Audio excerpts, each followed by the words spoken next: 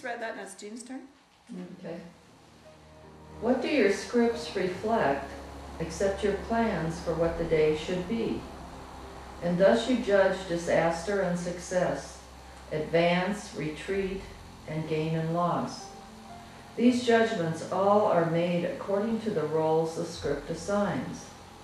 The fact they have no meaning in themselves is demonstrated by the ease with which these labels change with other judgments, made on different aspects of experience. And then, in looking back, you think you see another meaning in what went before. What have you really done, except to show there was no meaning there? But you assign a meaning in the light of goals that change, with every meaning shifting as they change. Isn't that the truth, though? Hey, so the first sentence there really refers back to that section,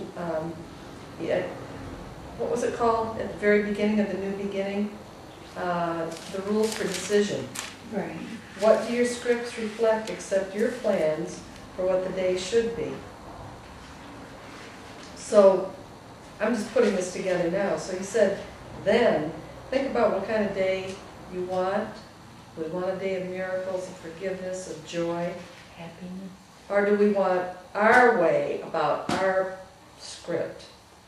Now, he definitely wasn't telling us to write a script, was he? Because No. he's just saying, your scripts aren't going to work. Well, we've already written the script for how many years, and there's a lot of evidence to point to doing it our way has not worked. There is a better way. Yeah, and there's a constant meaning here, and he's trying to say if God has made a meaning, it can't.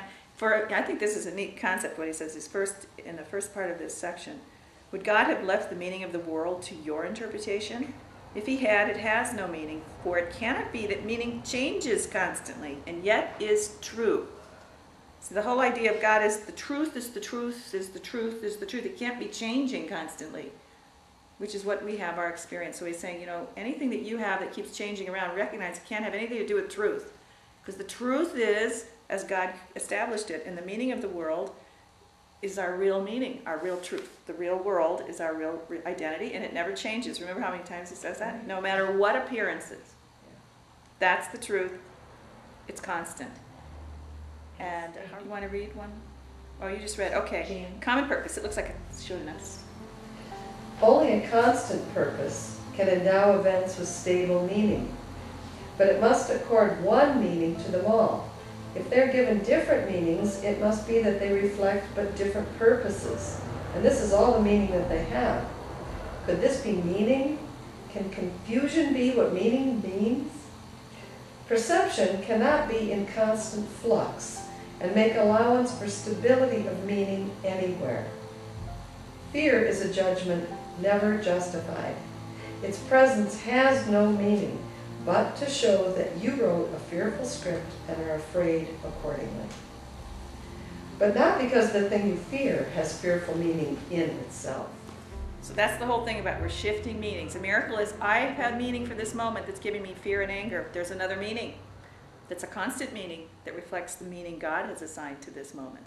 So that's what our choice for a miracle is I don't want my interpretation of meaning to run. I don't want my script to run this because it's giving me fear and anger, and they're never justified. If I have God's meaning, I won't feel that way. Oh, that was a perfect ending. Okay.